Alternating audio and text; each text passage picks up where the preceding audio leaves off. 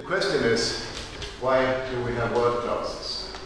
If you study linguistics, then most people explain word classes by defining them syntactically. Nouns are defined by having certain, you can have plural, you can have blah blah, and so on. You're defining the word classes by syntactical criteria. I think that's odd.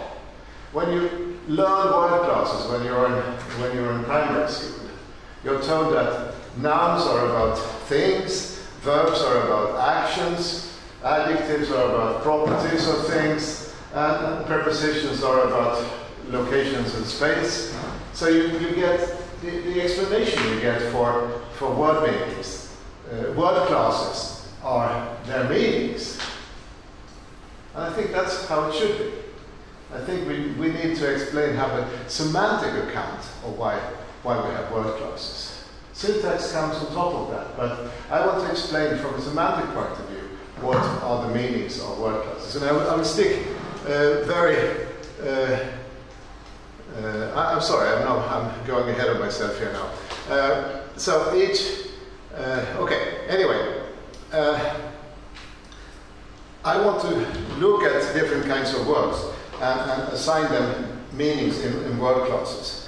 And when you analyze the sentences, each word is supposed to belong to a particular word class. But of course there are exceptions. Some words can be both a verb and a noun. I mean, hit can be both a verb and a noun. And I have this example of round, the word round, that in English can be either a noun or a verb, an adjective, an adverb or a preposition, and it can belong to lots of word classes. But somehow the meaning of round in all these different word classes, the meanings are related. I mean, round means something particular, and basically it's a shape word. So my aim is to give I will do my semantics in terms of events, and I will present you a theory of events, and then say how this gives you a constraint on, well, not a constraint, but can give you an explanation of how word classes emerge. I can already now reveal that in language we have this fundamental unit of a sentence. Sentence is some kind of complete formation of words. It has a noun phrase, a verb phrase, and so on. And what is the meaning of a sentence? Well, in philosophy of language, the typical answer is that it's a truth value. I don't like that answer. I don't think that says enough about the meaning of a sentence. My answer is that the meaning of a sentence is an event or a state, which is a special case of an event. So that's why events become central, because they are the carriers of the meanings of sentences. And then the different words in the sentences refer to parts of events. That's a summary of the theory. Is this connection working properly? Okay. So I would use conceptual spaces as a kind of modeling theory. I mean, I've advertised my 2 books here on the area. And the conceptual space consists of a number of dimensions. You can talk about color, size, or shape, or weight, or location, or temperature, and so on. But these dimensions have a particular structure, and I'll give you a few examples of it. And they are sorted into domains. So the ordinary space domain has a height and a width and a length, the 3 dimensions of ordinary space. And then I have a particular idea of saying that concepts are represented as convex regions of a conceptual space. So let me give you an example of what I mean here. This is the color space. And that color space is a perceptual space. We have 3 dimensions. You have the hue, so going from red, blue, green, and yellow. And this dimension has a circular shape. We can talk about colors being opposite each other, they're complementary, and so on. So that's one dimension. The other dimension is the intensity. I should have written gray here in the middle. and you can have more and more intense colors. And the third dimension is brightness, from white to black. These three dimensions are not totally independent, since when you get close to the white, you can make fewer discriminations. And similarly for the black. So this space represents how people judge similarity between colors. You can ask them how similar is this color to that one, and then you can use different mathematical techniques to get this space out of the similarity. So this kind of double cone is one representation of the three-dimensional color space we have. And that color representation is more or less common to all of us. We all have the same visual system. Some of us are partially colorblind, some of us are totally colorblind. So we may have a bit of defects here, but in general people have these three dimensions. And that's an empirical fact. Some animals perceive the world in two dimensions. They can't make a distinction between red and green, for instance. Some animals perceive the world in four dimensions. So it's an empirical fact that we have these three dimensions.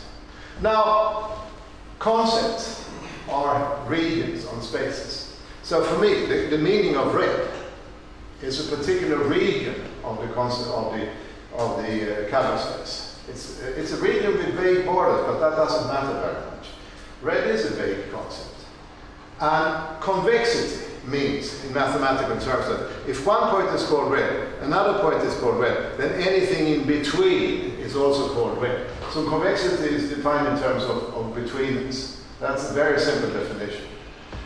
So, not all partitionings of the color space can be concepts. And I have the idea that all concepts are convex regions of some kind of underlying conceptual space. I will tell you more about the details here later. So that's what I want to say at the moment about conceptual spaces. The next thing is to make a distinction between properties and object categories. If you studied philosophy and know something about logic, in logic you have a distinction between individuals and predicates. And predicates, they cover everything. I mean, and they cover verbs, they cover nouns, they cover adjectives. Everything is turned into a predicate in logic. I think that's a mistake. I mean, I think there are different kinds of predicates and we should keep them separate. And we should basically sort them up into the different word classes. So I make a first distinction between a property and an object category. And a property, as I define it, is a convex region in a single domain. Just as red is so red is a property according to this definition, and blue and green and all the other color words. And my basic idea here is that adjectives refer to properties. So this is the first answer of the semantics of a word class. Adjectives refer to properties. But I make a stronger claim here. I say that a meaning of an adjective can be described as a convex region in a single domain. So an adjective only talks about a single domain. Let me give you some examples here. Heavy is an adjective. It refers to the weight domain. We can use it metaphorically for other things, but the basic meaning of heavy is the weight domain. Hot refers to the temperature domain. Bitter to the taste domain. And round to the shape domain. I haven't given you a definition of what a domain is, but and I don't have a very precise definition. But still, I put forward this claim that adjectives can have their meaning in a single domain, and their meanings are convex regions. And this is a fairly strong empirical claim. You can test it. So, okay, I first give you an example. If you take the temperature domain, temperature is a fairly simple structure. It's a one-dimensional thing. When we have low temperatures, we have a high temperature. We nowadays know that there is a 0 point of the temperature scale, but in practical life that doesn't have any major consequences. And we divide the temperature scale in three parts. One part we call, the upper part we call hot, the lower part we call cold. And in the middle part sometimes has a name and sometimes not, I don't know, but in English you have lukewarm. I don't know if you have any word for that in Polish. You do, okay, for the middle part. These meanings are also a bit context dependent. I mean, if you talk about water, I mean, what is hot water? Well, that's what's come out of the hot water tap, and cold water what comes out of the cold water tap.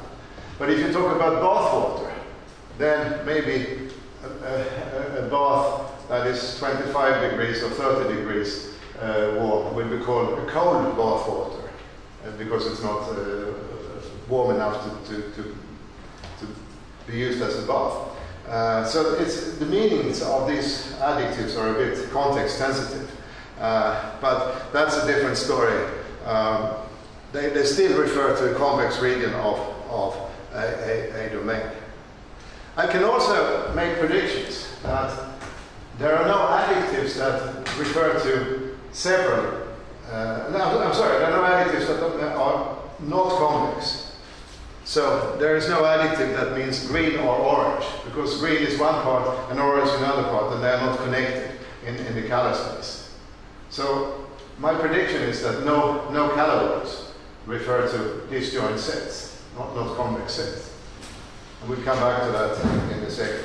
And I can also make the prediction that there is no adjective that covers two domains. There is no adjective that means long and hot. These are empirical predictions, and they can be tested, and people have tried to find counterexamples to these predictions. But I still think this is a very strong rule for the meaning of adjectives. They refer to a convex region on a single domain.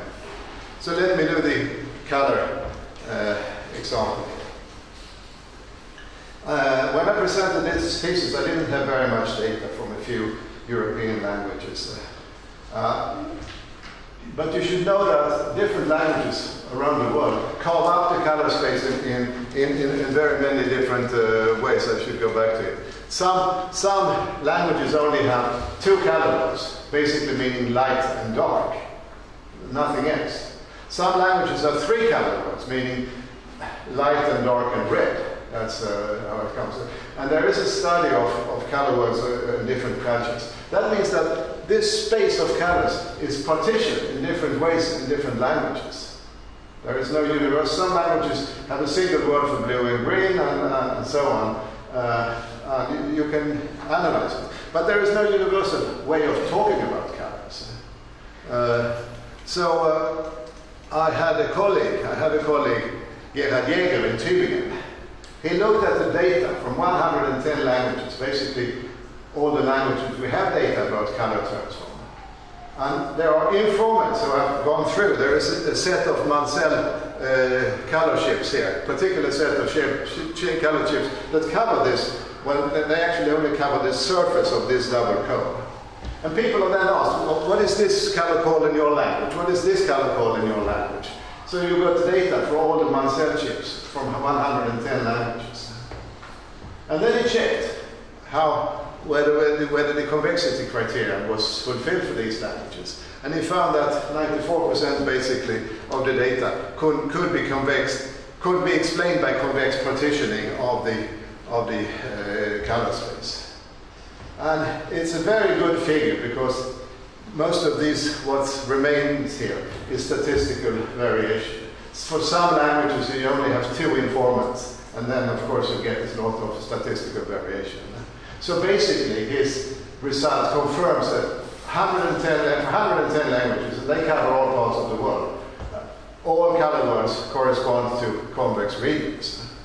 So that's empirical data supporting this. But this is for one domain. I mean, this is for color. Then there are lots of other domains. Of course, many adjectives refer to one-dimensional structure like hot or heavy or strong and so on. And then convexity is not such a strong criteria, but it can still be applied. Then another piece of data comes from how children learn words. And there are corpora of child speech. With a colleague, I analyzed some English data. And what we were looking for was to see when the children started talking about certain words. I mean, color words come quite early, shape words come very early, and some of the adjectives like hot and cold and so on come, and big and small, they also come very early, between 1 and 2 years of age. But some of the adjectives come later. And my idea is that when a child learns a new type of adjectives, they don't learn single words. They learn to understand a new domain. So they start talking about, when they learn one color term, then they start talking about other color terms. When they learn one term about the value of money, then they start talking about other things about the value of money. And that's quite that. So here's one example. And these are the words concerning living or die, alive or dead. 4 words. And so this is the age in month of the children in the database, and this is the frequency of the word. And as you see, when they are below 3 years of age, these words have a very low frequency. But then suddenly, between 3 and 3.5 something, they all start going up in frequency. They all go together. Okay, live comes a little bit earlier than the others. It starts already by 2 years of age. But basically, they go together, these words. When they learn one word from the domain, the other words from the domain come quite quickly. And once you have established the domain, once you have learned the word, it's very easy to learn new words.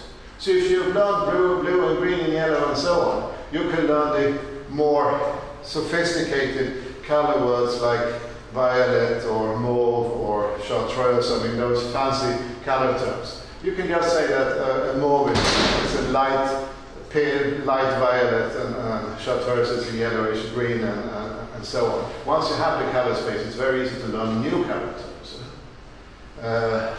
And similarly, once you start talking about living or dead objects, you can learn new things about them. So we got fairly strong support for this idea that children learn adjectives not in isolation, but they learn them in groups, sorting them into domains. So what happens in the child's mind is they start understanding a new domain of knowledge, that things can be alive or dead, and then you can start talking about it. Yeah, okay, and what happens is that the frequency goes down, but basically this only means, it doesn't mean that they talk less about it, it means that they learn more words. So the frequency will, by definition, go down in that way. Okay. That's what I wanted to say about properties. Properties are things that refer to a single domain. And I say that the meaning of adjectives is properties. Now I go over to what I call object categories, another type of predicate in logic. And let's just take a simple everyday example of apple. An apple has a lot of properties. It's not only refers to one domain. It has a color, and the color belongs to a particular region here, red, green, yellow. It has a taste, and taste is 4-dimensional. It's sweet, sour, bitter, and salty. For apples, it's mainly sweet and sour that are important. Apples are not salty. And then the shape is basically a round region of shape space. I mean, it's difficult to describe. But you know, the difference between an apple and a pear is basically the shape of the fruit. Otherwise, they have a lot of similar things. And then, of course, when you're a child, this is what you learn about an apple.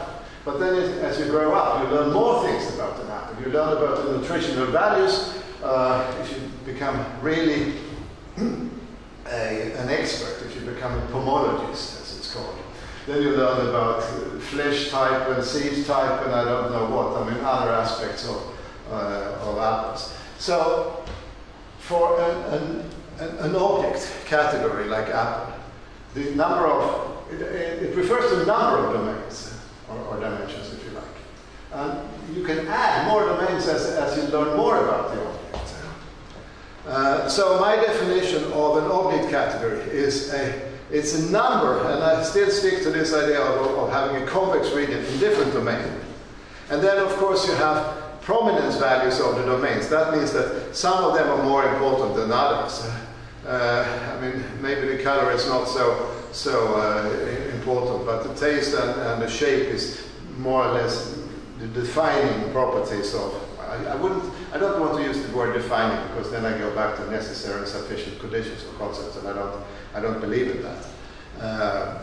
Concepts are open, have an open character, and they have more or less typical examples. Some of you may know prototype theory. This fits very well with prototype theory. And so some of the domains are more important than others, that may change over time. And then there are correlations between the domains. So a red apple is more likely to be a sweet apple than a green apple is. A green apple is more likely to be a sour apple. So there is a correlation between the color of apples and the sweetness and the sourness of apples. And we know about this correlation. Let me ask you a simple question. How big is a spoon? Show me with your fingers. A spoon. Okay? How big is a wooden spoon? Much bigger. Yeah, good. That's the point. The typical spoon is maybe this big. I mean, we have the teaspoons and we have the ordinary, but I mean, it's something like this. But there is a correlation between the material of the spoon and the size. The wooden spoon is big. You know this all the time. There's a famous psychological example. Suppose you come to an island somewhere, and you meet one person on the island. It's a man. The person has a brown skin, and he is fat. This is the only person you've seen on the island. Now, we ask you a question. What is the probability that the next person you meet on the island is a man? What is the probability that the next person is a man? Come on. 50%. 50%, yes. What is the probability that the next person you meet on the island has a brown skin? Much higher, yes. I mean, we don't have to get into figures. What is the probability that the next person you meet on the island is fat? You don't know, because it depends on the culture. But you see, I mean, the gender, male or female, we know that populations are normally divided into 50-50, basically. I mean, we have this background knowledge, so we are fairly sure about this probability. People in the same population basically have the same skin color. I mean, there might be variations. We're not as certain about that figure. And then, of course, the obesity or the fatness of a person is dependent on the culture and so on. That could be more varied property. I mean, we have all these informations about correlations of properties implicitly in our minds. And we use them when we reason. Okay, so that's something about object categories. So my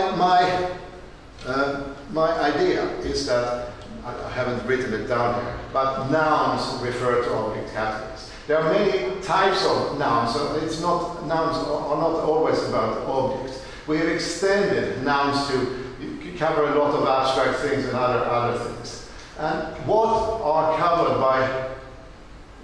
the things that are covered by nouns varies a bit between different languages. But I'm sticking to Indo-European languages most of the time here. So we can actually look at different subclasses of nouns and look at what domains they are represented by, so to speak. So we have nouns for places. We talk about squares and forests and lakes and things like that, all these geographical terms. And they are defined by their location in the space. And that's basically all they need. Okay, we know that a lake has water and the forest has tree and so on. But that's this is the space domain is the defining domain for places. Mass nouns, these are nouns like gold and water and so on. They don't have shapes. Apples have shapes, dogs have shapes, chairs have shapes. I mean, ordinary objects have shapes. But what distinguishes mass nouns from what's called count nouns is that mass nouns don't have shapes. Water doesn't have shape. Okay, you can talk about a particular amount of water and talk about, but I mean, that's the meaning of mass noun. The basic meaning doesn't involve the shape domain. Concrete nouns, I mean, these are the ones I mentioned, chairs and dogs and apples and mugs and whatnot. They have these object categories domains. They have sizes, they have shapes, they have weights, they have colors, and so on. I mean, there's a lot of domains that these concrete nouns share. Abstract nouns. What characterizes abstract nouns? It's exactly they're not located in space. That's what an abstract noun is. You can't locate it in space. And then we have agents. I mean, some things are agents. And an agent is somebody who can act. And in order to act, you must be able to exert a force. Otherwise, you can't act. That's at least not in the typical domain. I will get back to the force domain later. And then we have intentional agents. I mean, that means you must have some kind of mental representation, a goal domain, and that's an abstract domain. I'm not claiming that this is a very detailed list and it's not a complete list, but still, we can characterize different kinds of nouns by looking at what kind of domains are involved in the meanings of these nouns, and then we can map them. I know I have these different nouns here, and then I have different domains. I mean, space is ordinary space. Object categories are things like color and shape and weight and temperature and so on. Material is material, shape is, that's okay, shape, I've separated out shape, but basically material and shape are special object category domains. You have the force domain, you have the emotion domain, you have goal domain, you have mental domains. And down here, I've written adjectives that correspond to these domains. So long and deep are spatial adjectives, these are adjectives that refer to object categories, and so on. These are emotional adjectives, these are intentional adjectives, and you can have maybe other attentive. And in this table that I've written, double plus means that this domain is characteristic for a particular type of noun. And minus means that they don't agree, they don't exist. So places can't exert forces. Places can't have emotions, places can't have goals, and so on. So you exclude, some things are not allowed, so to speak. And the single plus means that they are common. And question marks means that it could be both, or I don't really know. I mean, this is I have not put a very sophisticated analysis into this table. But basically you see that for some, I mean, abstract nouns, they don't have space, they don't have weights, they don't have a material, and so on. They're not physical, basically. Maybe an abstract idea can have a shape. I don't know, but that's a question thing. So you can see that depending on what domains you're interested in, you get different types of nouns. From this table, you can make predictions that certain combinations between adjectives and nouns are impossible. All the minus signs here say that this should not happen. So we get things like round water. We don't say round water because water doesn't have a shape. We don't say happy goat. We don't say strong garden. We don't say red happiness. From a grammatical point of view, these are perfectly sensible. I mean, combining an adjective with a noun, you can do that, and that's allowed in all grammars I know. It's very difficult to specify why these combinations don't make sense. And my explanation is that it depends on what domains are correlated with certain nouns. So the semantic analysis gives me a reason to say that these combinations should not occur in ordinary language. They're meaningless, so to speak, even though they're syntactically okay. I don't know very much about noun classifiers, but there are languages that have many noun classifiers. I mean, we mark distinctions between persons and non-persons in language, but we don't, in the European languages, don't have much of noun classifiers. But some languages, like Japanese, has lots of noun classifiers. So you talk about cylindrical things, you talk about flat things. You mark the noun by what kind of noun it is. So I haven't analyzed. I mean, this is just a table I found somewhere. And you have these animal, people, bird things. These are the living things. Maybe you can give a similar analysis of the noun classifiers in Japanese and other languages by looking at what are the domains that are involved in the nouns. But that's a question from my part. I haven't really checked whether it works or not. But analyzing the domains that are allowed by nouns may help you to solve this problem. So that's nouns. So basically nouns refer to object categories, a little bit wider, I mean in multiple domains, while adjectives refer to a single domain. That's the main distinction between an adjective and a noun in the meaning. Now we turn to verbs. And now I want to show you a very simple movie. Maybe you can see what this figure is here, but if you can't, I'll give you sorry, I should have given you a very short, but after a few hundred milliseconds, you see what is happening here. This is a movie of a person, obviously. Person has reflective bands, and we have turned it black and white. This is from a former PhD student of mine who did action recognition. The importance, this is based on an experiment by Swedish psychologist Gunnar Johansson. And the point of these movies is that you don't see the shape of the body. You don't see the color of the body. You see very little. You see only the movement of the body parts, basically. And that's enough.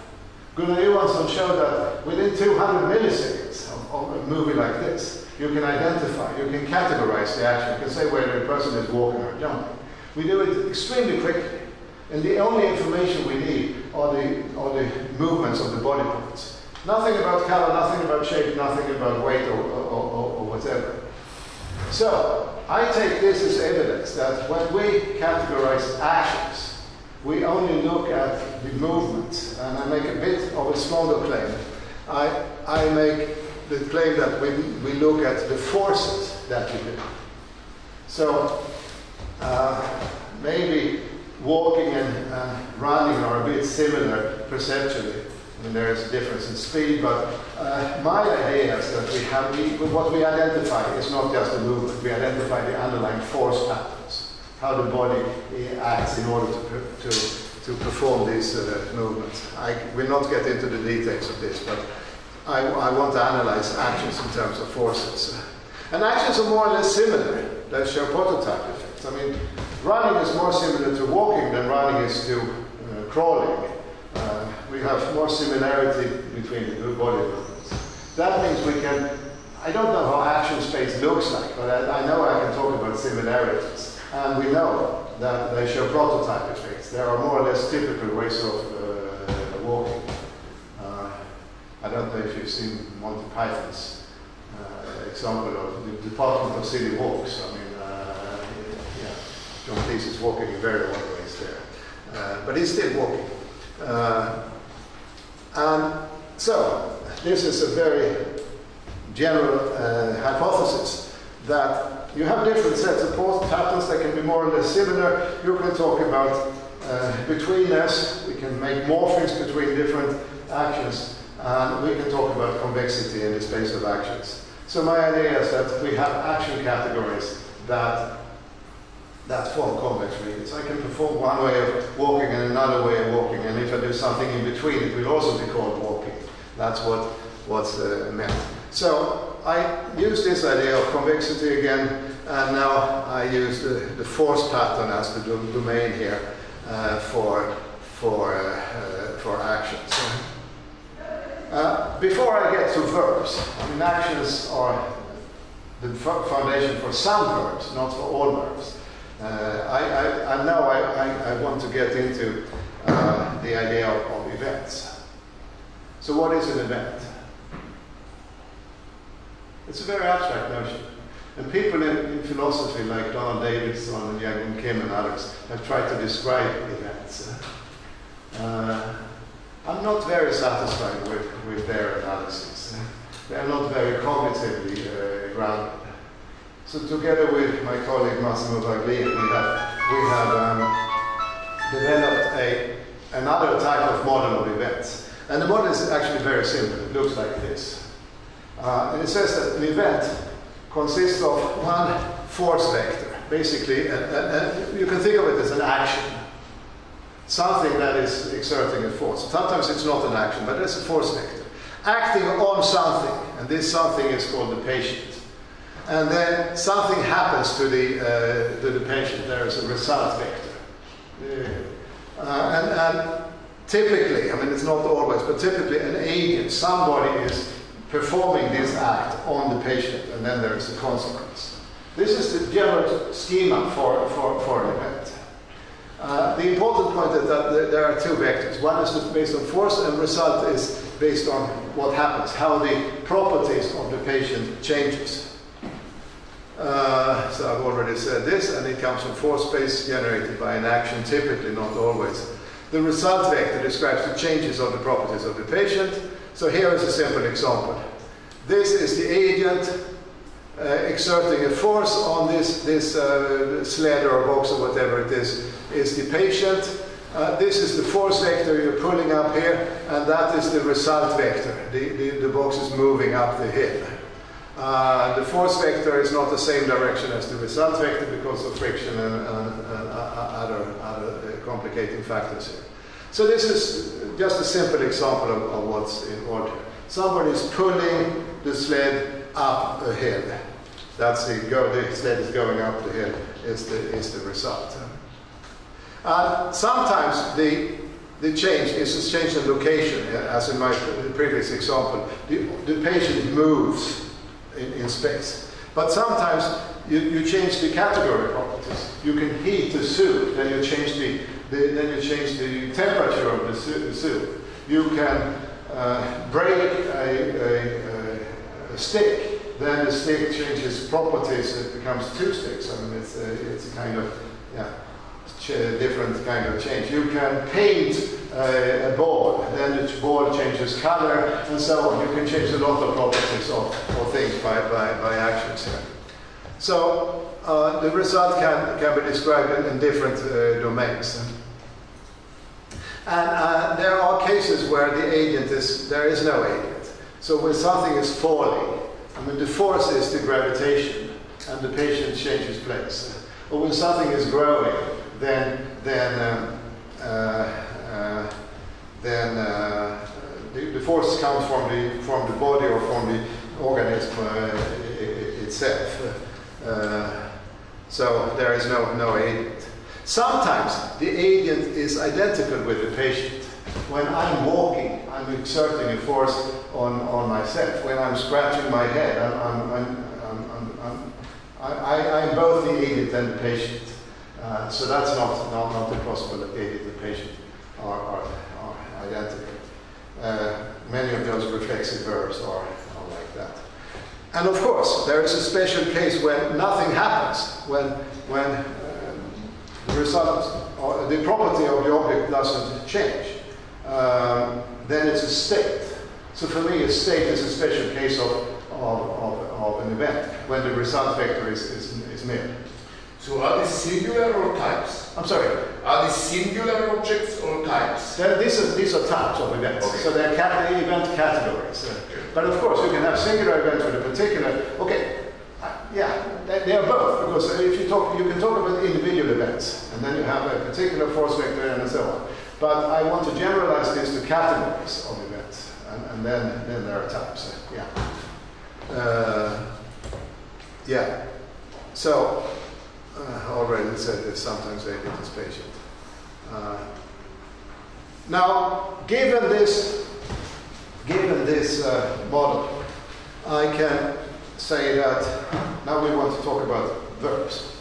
And actually, there are two types of verbs. One type of verb that refers to the force vectors, and one type of verb that refers to the result vectors. That's something that some linguists are interested in. But I collect this into a thesis here, and it's very similar to the single domain constraint for adjectives. Now I have it for verbs instead. The meaning of a verb root. I mean, not you can do lots of things with verbs, but the basic meaning of the verb root, is a convex region of vectors depend on only a single domain. And the domain is either the force domain or one domain that is expressed in the result. So let me give you an example. Pushing is a force verb. It describes the manner. Linguists talk about manner verbs and result verbs. And I interpret this distinction as the force vector and the result vector. So push is a manner verb, hit is a manner verb, walk is a manner verb, and so on. It describes how you're doing something. You analyze it in terms of force patterns. Move is a result verb. I mean, if I push a chair, then the result is that it moves. So that describes a change in the location of. So that's the spatial domain.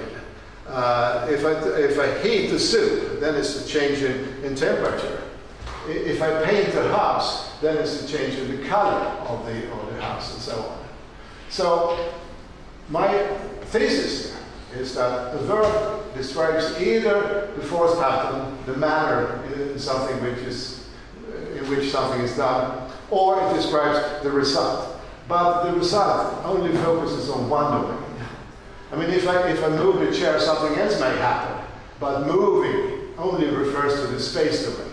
It doesn't refer to, well, I don't know what could happen to the chair, but when we say move, we only talk about the change in the location. So verbs are also falling under this kind of single domain meaning. And again, I can make predictions. There are no verbs that means walk and burn, because walking is one domain and burning is another thing. I mean, walking is actually a manner verb, and burning is a change result verb. There are no, and that verbs have that multiple domains. And there are no verbs that mean crawl or run, because that's not a convex region in action space. And again, this is empirically testable.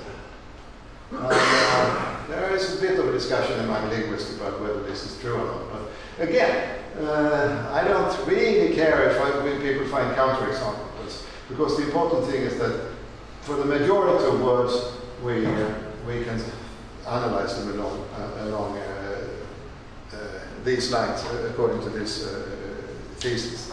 And I'll get back to why I don't care about exceptions at the end here.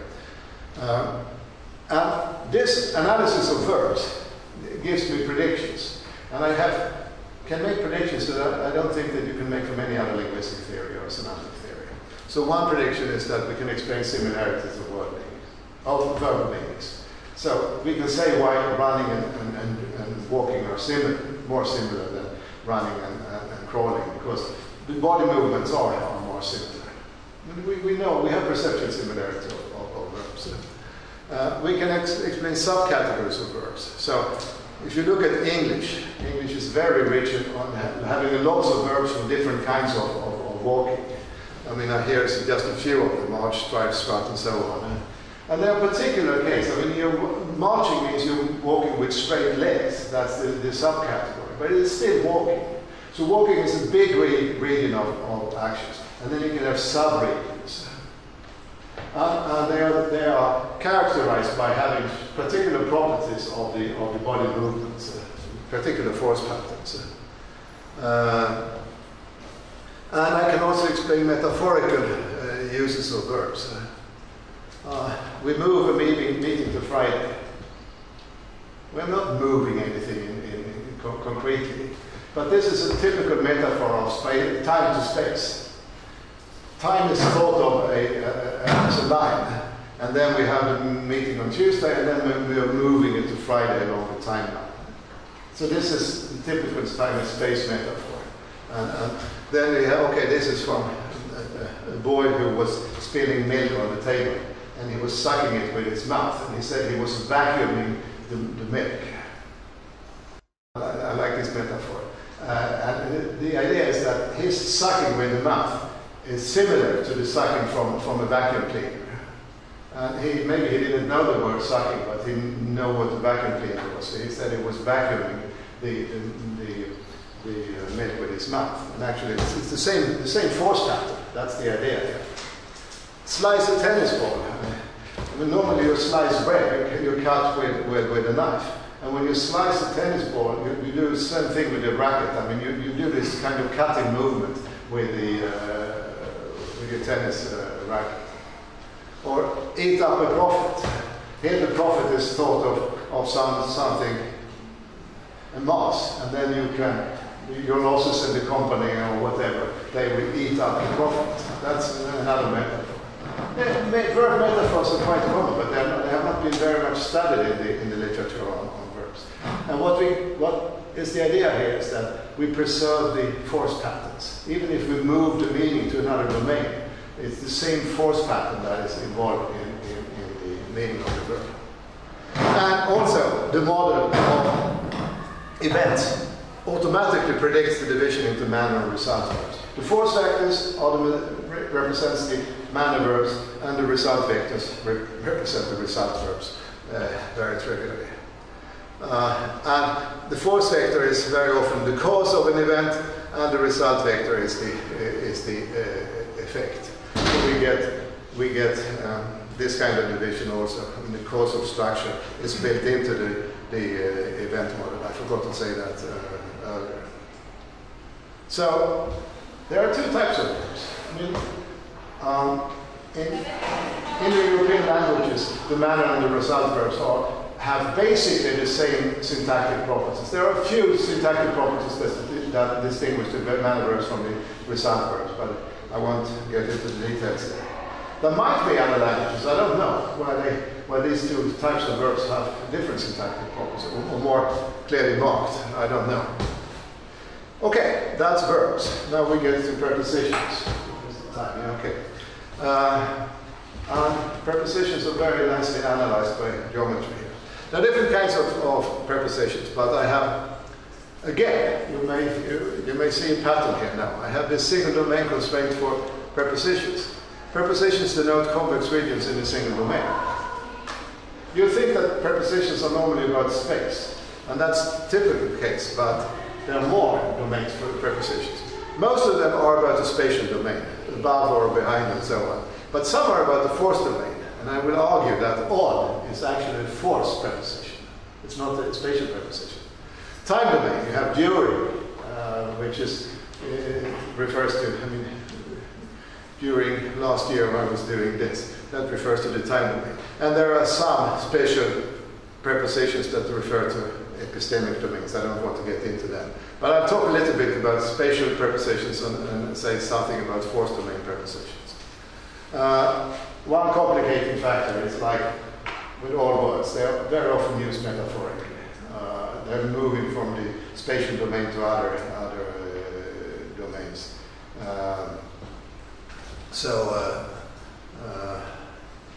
We use after, which is a spatial relation, to talk about the time as well. Friday comes after Thursday. That's a metaphorical use.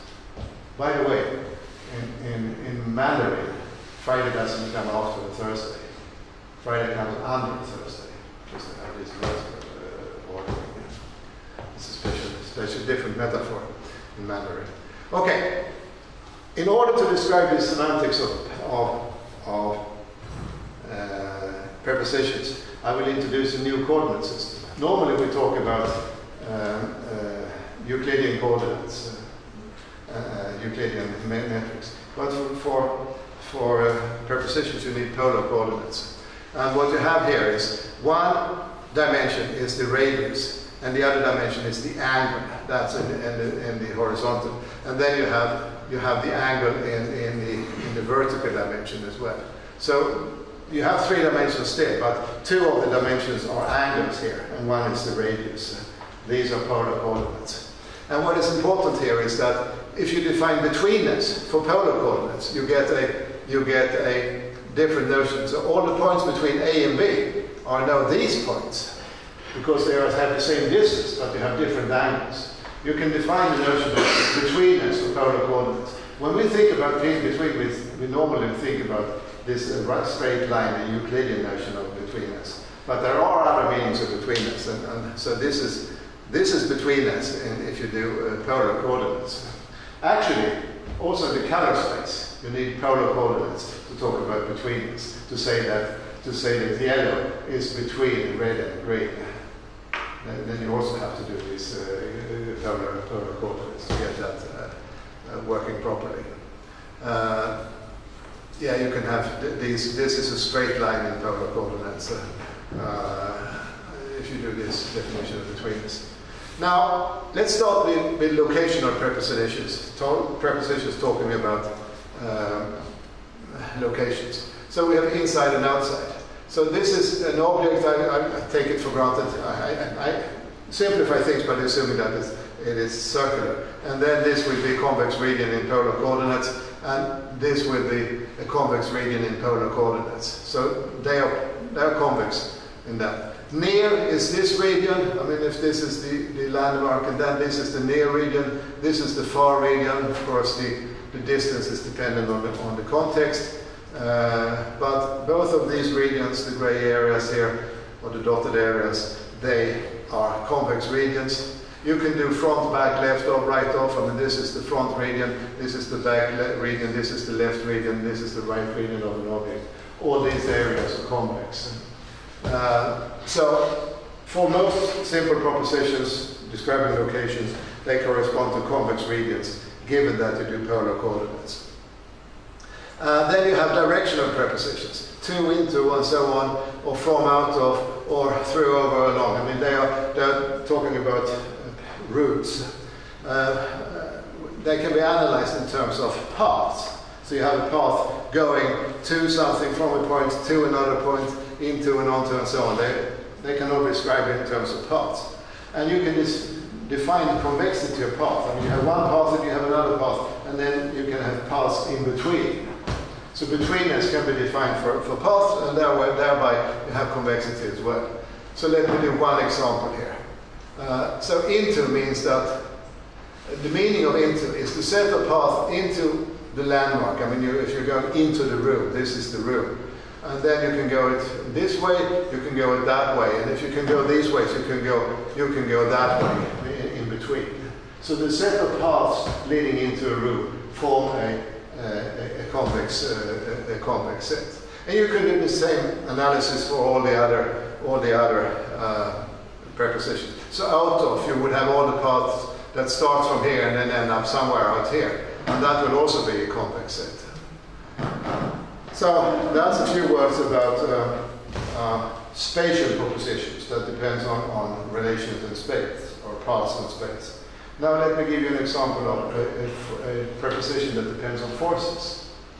And let's start with in. This is a classical example from Annette Herskovits. This pair is in the bow, most people would say. But this pair is not in the bow, even though the pair has exactly the same spatial relation to the bow. So it's not the spatial relation that determines that the pair is in the bow. What is the important thing here is that the pair is supported by the bow, and it's supported via these round things if they're apples or I don't know what. There is some kind of force relation between the objects. So in this case, if you move the bow, if you shake it or move it, then the pair will move. If you move this bow, shake it or move it, the pair will not move. So there is some kind of force relation between the bow and the pair.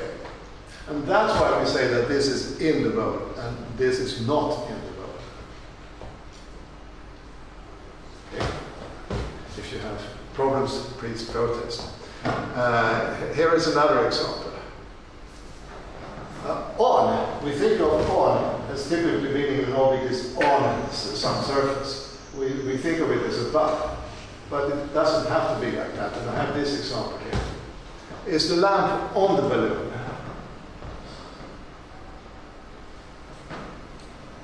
You may say it, but it sounds a bit odd, doesn't it? Because here, the lamp is not supported by the balloon. It's the other way around. The balloon has a force. I mean, it's lighter than air. It's going up. So actually, it's the balloon that's pushing on the lamp here. And And that's, the force relations are not the right ones. That's why we hesitate to say that the lamp is on the balloon. The lamp is over the balloon, that's spatial relation, but it's not on the balloon. We might even say that the balloon is in the lamp. That's a possibility. In then it means that there is this force relation, that the lamp supports the balloon. If we move the lamp, the balloon would move.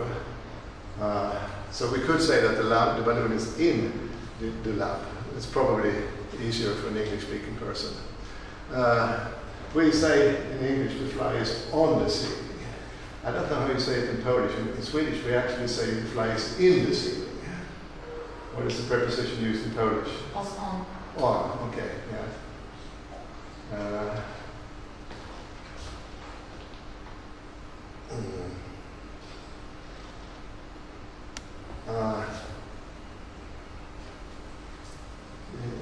Stars in the sky, it's actually the other way around. No, the stars are in the sky, so in German and Swedish they're on the sky. Yeah. So it's the other way around. But this is a force relation. So we can take the board is over the hole in the ceiling. I mean, you have a hole in your ceiling and then you put the board to cover this hole. You say over, even though it's physically, spatially under it. But you still say it's over the hole because it's covered. It has this force relation here. And my idea here is that if you rotate this relation, and if you rotate the ceiling and the board will all the time be over the hole. Or let's say, take the case of a veil being over the face of the woman. This is an example from later. The veil is over the face. I mean, it's horizontal in this direction, but it's over the face. If you rotate the woman with the veil, I mean, the veil will still be in the same relation to the woman. So one way to testing for the fourth domain is that to have this rotation. Here is another example from an experiment by Simon Garrett. You show people pictures like that, and then you ask them, is the man holding the umbrella over him? And here everybody says yes. Here says, yeah, maybe. And here, no, definitely not. People say, not over me.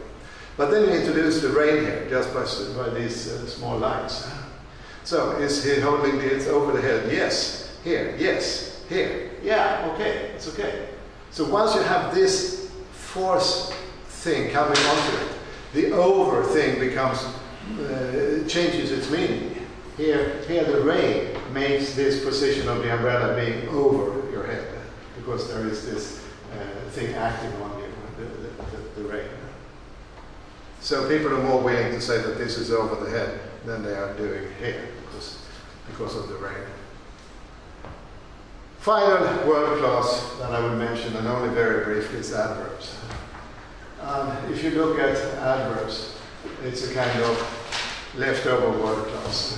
Adverbs can be almost anything, and it's not a very unified. So you can say that adjectives modify nouns and adverbs modify almost everything else. And I don't want to get into the descriptions of adverbs. I mean, they're not very... But let's have a little bit of a look at adverbs modifying verbs. And my question here is whether I can still use my single domain thesis. I'm not so sure here, because adverb is a very complicated class. But for some cases I can identify this single domain. So we can talk about, I speak slowly. I change the properties of my speech. I change the tempo, the time, the structure of my speech. So that's a modifying of my speech. But I can also speak loudly. Then I change another property. I mean, speech is then a noun with lots of properties here. I can change the volume of my speech. And I can say, he pushed the door softly. Then I'm modifying the force of it. So my idea here is that these kinds of adverbs, they function as multipliers of force and result vectors. And modifying, they are multipliers. I'm not sure that all adverbs can be analyzed in this way, but many can be seen as modifying a single domain of a verb.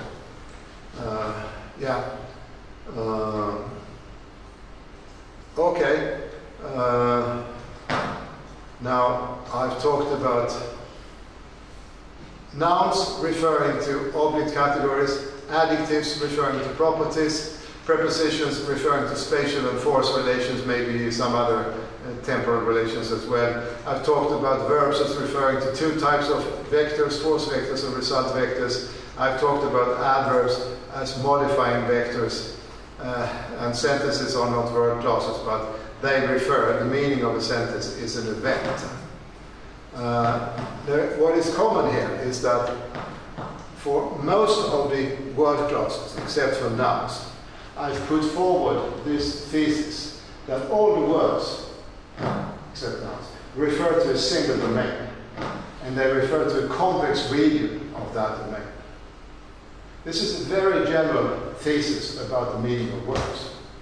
Now, the domains may be different, and the structures, I mean, here the property, then it's a region of a space. Here it's vectors. Here it's a spatial relation. I mean, it's a relation between 2 points in space. So the mathematical or abstract structure of the semantics of the word classes are different from the different word classes. But they all have in common that a word refers to a single domain and a convex region. The exception is nouns that have several properties. So that's a kind of unified theory of word classes. Now, what is the point of this? Of course, we know now that we talk about different things, yeah, I could add more word classes here. I've done an analysis of demonstratives that fits with this, though, no, but I haven't time to present you my analysis of demonstratives. But I do a similar story for demonstratives as well. So I can extend it, or we can. I'm hoping to do it for quantifiers, not the logical quantifiers, but all the numerical terms. But that's again another story. I haven't done that yet. Why is this important? Well, children learn a lot of new words, and this is really a problem, difficult to explain. They learn to understand the meaning of 8 to 10 words per day. That's basically one word per hour that are awake. I mean, from about 1 year of age and until they're teenagers, they learn to understand the meaning of one new word per hour. This is amazing, and this is fantastic. How does it work? We don't have any good theory of how this quick learning can be managed. But I think that the theory I've presented here can help in explaining a little bit of this learning speed. And also, I mean, sometimes they only have to hear a word once to understand its meaning. They don't use all the words they understand. I mean, they use a small. But I mean, an average teenager understands between 50 and 60,000 words of his or her mother tongue. And if you count back, that's basically 8 to 10 words per day. And the learning is amazingly quick. My answer to this question, how this is simply that in most languages, you have some kind of marking of the words, either by their inflection. I mean, nouns have plurals, verbs have markers for speaker or tense, and so on. Adjectives have some kind of markers in some languages, and so on. Or you have marking by positions. I mean, an adjective comes before the noun in English or in Polish, I think, but it comes after the verb after the noun in most cases in French and so on. But we have relations more or less fixed. So by using the syntactical information about the relations between words and their inclinations, a child can learn that, okay, this word has a plural, so it must be a noun. What does it refer to? This word has a marking for an adjective. And if it has a marking for an adjective, then the child knows that, okay, it refers to a domain. I have to figure out what domain it is and what part of the domain. But if it understands that it's a color word, then it can maybe see what is talked about and look at the color of what is talked about and somehow pick up the meaning of the word. And similar for verbs. I mean, verbs refer either to actions, manner verbs, or to what's happening. I mean, result verbs. So the child will know that this word that is marked as a verb will have this kind of meaning. My point here is that by understanding what word class a new word belongs to, the child knows what kind of semantic structure it should be looking for when learning the word. It doesn't answer the learning problem totally, but it puts fairly strong constraints on how you learn new words by sorting them into word classes and knowing something about what kind of meaning the word has. It makes it easier for a child to learn the word by having them sorted into word classes. I hope you understand my point here. I want to finish, could I? Okay. By saying something about this idea about sentences. So I have now we go to, I'm sorry, this should not be good. Yeah, okay, I'm getting into the meaning of sentences. So we have this event model. Agents are normally expressed by agent nouns. People or animal or machines maybe. Forces and patients are expressed by nouns. They can be animated, can be most things. Forces are expressed by manner verbs, and results are expressed by result verbs. When you're talking about something, when you're talking about an event, you have to have a minimum component. And my thesis here is that a declarative sentence, I don't want to talk about imperatives or interrogatives, and it expresses the construal of an event. And the construal of an event means that you're picking out certain aspects. You're focusing your intention on certain aspects of the event. I can't describe all the details of an event, but I'm picking out what I find important to communicate about by expressing a sentence. And I say that when I focus on something, I either focus on the force vector or the result vector. And I either focus on the agent or the patient. Maybe sometimes I have both, but at least one vector and at least one object is expressed. And that's basically the noun phrase and the verb phrase. I mean, the object comes out at the noun phrase, and the verb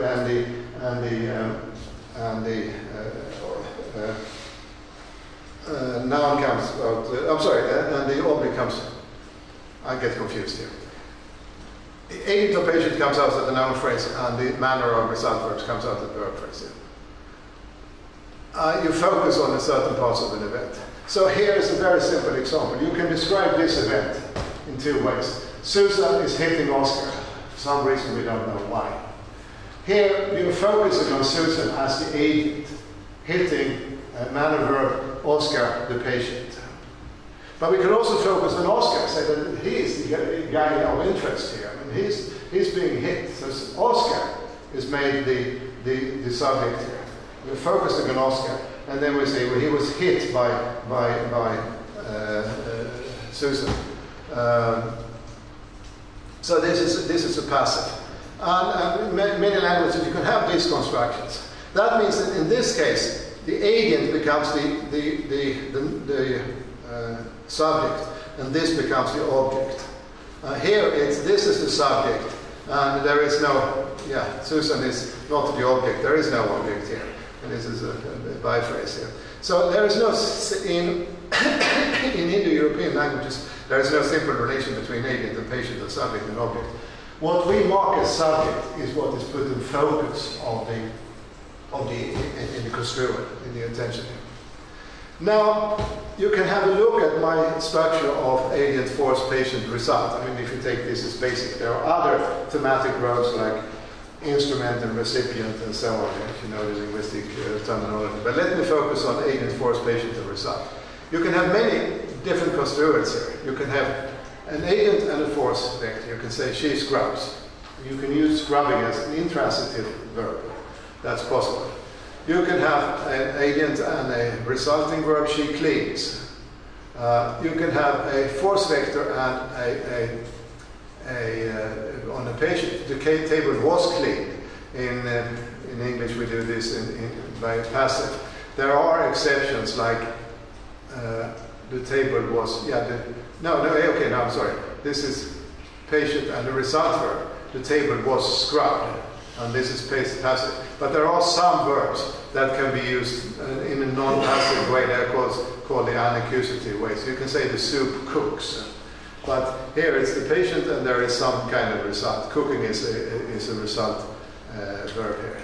You can have a transitive use, an agent and a force and a patient. She scrubs the table, or you can say it agent and a patient and a result verb. She cleans the table. That's also the transitive use of scrubbing and cleaning here. You can combine this idea in different ways. And I've given you the English way of solving these problems. Other languages have other solutions. These are unaccusative verbs. They are not very common and they don't exist in some languages and so on. Some of you may know about this distinction between verbal and satellite frame languages that Talmi has proposed. So a verb frame language is a language that puts more focus on the manner of the verbs. And English is a satellite frame language is one where you put focus on the manner. And a verb frame is where you put focus on the result. This is my description. Talmi's description is a little bit different. And that means that you focus on this construction, the AFP, the agent, the force pattern, and the patient. She scrubbed the table. And then you can say something about the result. She scrubbed it clean. That you can add that, but that's kind of optional. But you can also say, have the focus on the result. She cleaned the table. And then you can add the force vector optionally here by scrubbing. In English, we typically use the kind of this construction.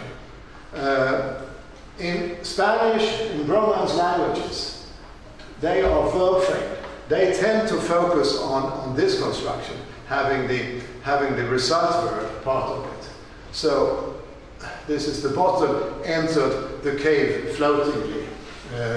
And here, entered is the result verb. It's going into. And in Romance languages, there is much more focus on the result verb. And then you can add the manner as a complement. So the difference in my interpretation between verb frame languages and satellite frame languages is your choice of which construction is the more important one. You can use both, but for native speakers, one is more natural than another one. So this is one way of analyzing the language. And so there is no absolute distinction, but it's a matter of preference. So this is something about how you can go about analyzing sentence structure using the event model that I have presented to you. I have done a few more analyses of linguistic phenomena, but I will spare you from them. I've talked too much already, so thank you very much.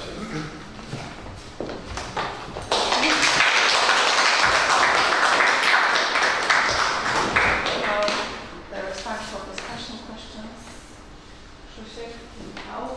Okay, so you said that you don't care about counterexamples. You didn't say why, because I have a couple. No. Let me just say first why I don't really care. Of course I care about counterexamples. But as long as these principles I put forward work as heuristics, they help children learn the patterns. So that's the main thing. The children pick up these general patterns, and they are. That's why I still think they're useful, even if you find counterexamples. But please give me your Yeah. So this is like a general counterexample that, like, in Polish is not, but English is very heavy on derivation and word formation. So you can do words by, you can make an adjective of everything, and noun from everything, and so on, so on. So I found a couple of examples. How do you pronounce this word? Because I'm very bad at pronunciation. Viral. That's really hard for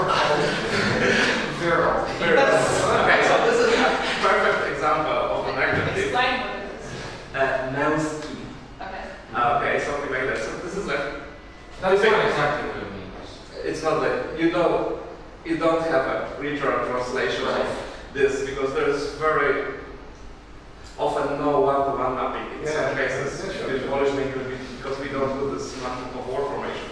But this, as I checked in the dictionaries, has a multiple domains application, this adjective. You can have a virile voice, apparently you can have a virile sperm, and so etc. etc. So it is like, and this is because it is the meaning is taken from the noun and then transposed into an adjective. So you can have a man-like in all the respects, etc. etc. And you can do this other way around. You have my favorite noun in English, which is a biter. A biter. Thing that bites. Oh, right. And everything can be a bite. And it's like the most unspecific noun ever, I guess. It's like things that bites and everything can be a biter. And this has a very thin characteristics, unlike an apple. And you can do this. So I guess such phenomenon might have led the linguist to adopt the syntactical criteria for word classes because you can do the meaning shifts very easily, at least in certain languages. Thank you very much. I should have said, I talked a little about metaphorical uses of prepositions. But of course you have metaphorical uses of, metaphorical uses of verbs. But of course you have metaphorical uses of adjectives and of nouns as well. So virile is originally about male persons in general. I mean, I think that's the. And then you apply it metaphorically to all kinds of different domains. But I would say that we can see that it is a metaphorical application. There is some kind of grab meaning. So I should modify my thesis to say that the non-metaphorical meaning refers to common domain, and then you can extend it. When it comes to your example of biter, this is an example of turning a verb into a noun. And that means that the agent in this case, because all these become agents, and there are things that do things, like American mover, okay, they are defined, they are characterized by the verb. So a biter is somebody who can exert the force of biting. It's an object, but it's a very general object. And it only has, in terms of my domain analysis, it's the only thing that we need for this is to be an agent. Be able to exert the force. But these nouns that comes from verbs, they're a bit tricky to analyze, and I haven't really looked into them. I mean, they're very special. They are. So I agree to that. But I'm not sure I would give them as counterexample. I would give them as special cases or something. Yeah, thanks so much. So I think I generally really agree with the approach, the learning first, right? I mean, let's explain how kids learn to talk. But I have worries, and so I'm just going to air them out. And there's okay. So the first one has to do with your examples of what a predicate is. Almost all of them were grounded in perception. So hot and cold and color and red and so on. And there it becomes really easy to see how there is similarity and difference relations. Yeah. Especially when you think about colors and color space. That's not all the predicates that we have. There is a whole set of them that don't come from our perception, right? Thank you. I agree that most of my examples come from that, because that's, as you point out, that's where we know the similarities. I gave you some examples when I had this table with all the nouns on one side and a list of adjectives at the bottom. There were more abstract adjectives. Right. And for many of those, we don't know what are the similarities. Right. So we don't know enough about the structure of the underlying domain to be able to talk about convexity or anything like that. Right. So I mean, there my analysis is not applicable because we don't know enough about the domain.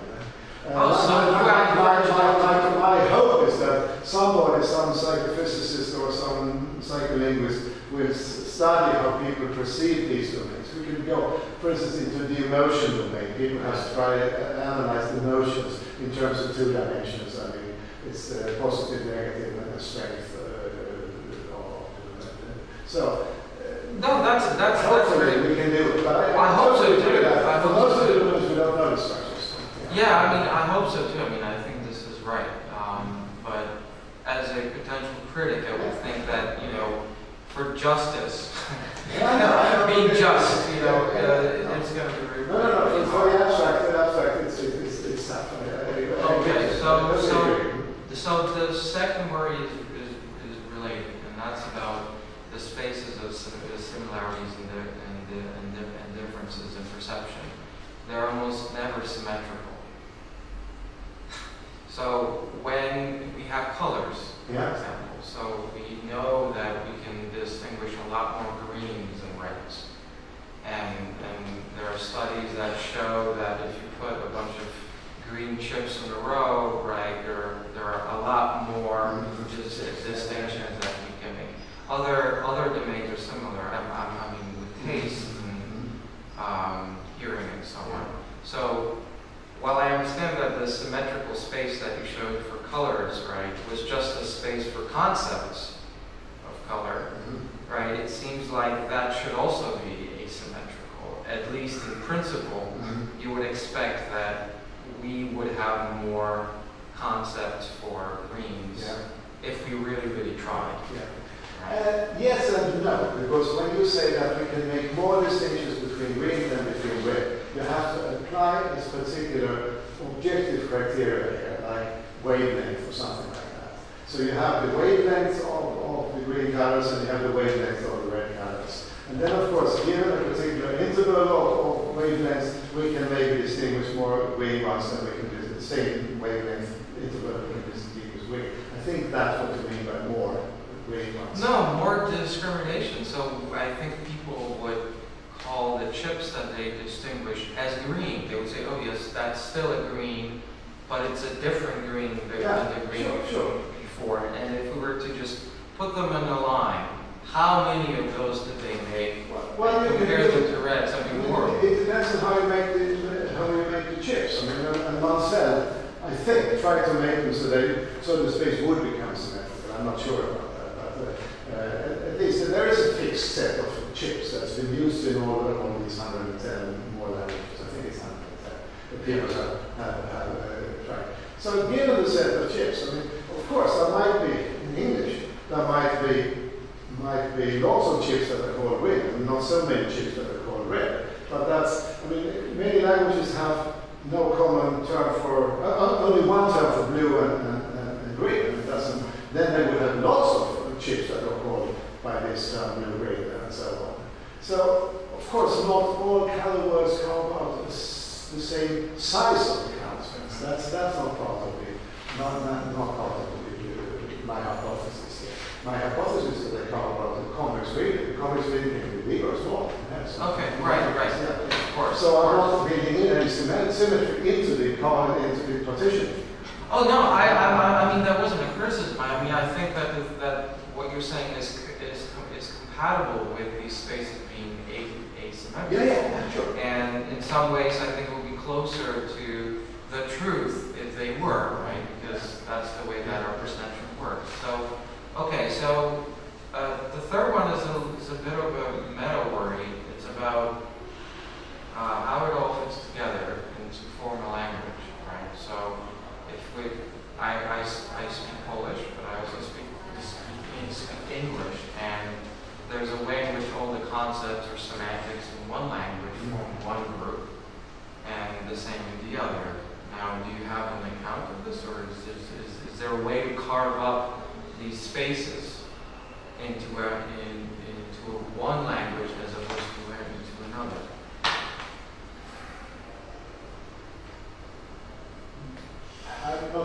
quite sure I understand the question. I mean, you can, of course, you can take a particular domain and it's called up in different ways, like in the calendar or some verbs domains.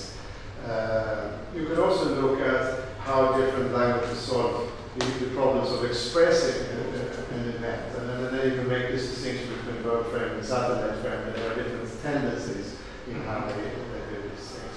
But I'm not sure I have a general answer to you. Well, the worry is that, this is all realized in our mind, brain, in some way, right? But when I speak to you, I speak in English now, and some of the words I could have used, a word in Polish. Yeah.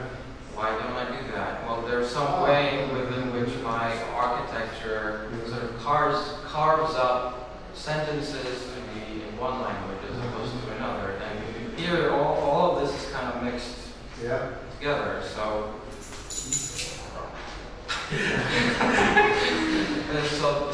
so what would you say is responsible for that? I don't know. That's a good question. And most of us speak. I hate to say this, a fairly clean language. But of course, you don't speak pure Polish. You put in the English word now and then. And then there are changes. We borrow words from other languages and so on. And there are actually cases where people really mix languages. In the Philippines, they speak mainly most of the common language is Tagalog. But people in the Philippines and also in South Africa and other places, they do really mix Tagalog with English. So you can start one sentence in Tagalog, say a few words in English, follow the syntactic structure of English, then go back to Tagalog. No, people. And in Kenya, I think there's something like that. People here do this. Yeah. So I don't think there are any sharp borders. But of course, there are. We try to have clean languages. I hate this expression, but it never really works. And of course, the grammar is influenced. I mean, my native tongue Swedish is very much influenced by English. I guess they do the same thing happens in Polish. So you would basically say that there are just these fuzzy, pragmatic distinctions between languages, but there aren't objects. I don't believe at all in the Chomsky type of semantics. If I were to do, syntax. If I were to do syntax, I would go more along the lines of construction grammars, if you know what that is. I mean, they do this kind of pragmatic combinations of small parts, and then they put big small parts into bigger parts. So for me, construction grammar is much more natural than the Chomsky style of grammar. So that could be a partial answer. No, I think that's really fair. So if I have just one last one. So there's my last word is about your event model. So it seemed like this, and this is for both verbs and sentences, but I think this really is about verbs. So verbs also specify processes, not only events. Right? Yeah. So while I'm running, that's not an event. While I'm winning in a race, that's an event. Yeah. And it's not clear how I can do processes with patient and actor model. You're perfectly right. And I didn't talk about this. This is what linguists call aspect.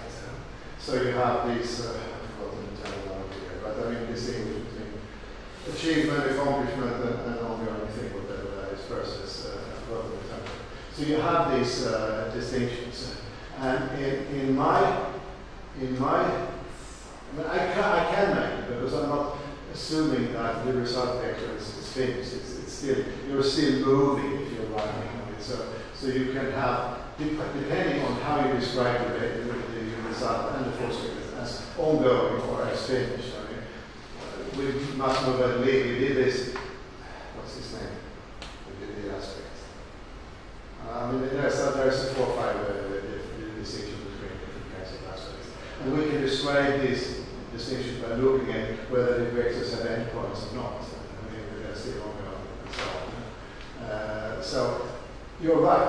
I didn't talk about these things, but I think we can handle them in the vectors. So this was basically just more like a schema, and you would add a few extra jingles. Yeah, no, say more about the properties of the vectors, yes. Whether they have endpoint or not, whether they are, I mean, there is this punctual thing. That's then the point. If the vector is just a point, that's a special thing. Okay. Any more questions? I have a question about your mass terms. Yeah. So I would agree that fluids and gases don't have shape, but maybe some like sugar. It seems that there is some shape into the little things that make the sugar or sands. It's combined particles and samples. So there is some conceptual shape as we are not stop talking about fluids and gases. Yeah. No, you're right, of course. Even water is made from molecules if you want to go to that. But still, we conceive of them differently. We conceive of them as some kind of homogeneous thing, even if it's sand grains or sugar crystals. We don't care about the individuals. And we can even talk about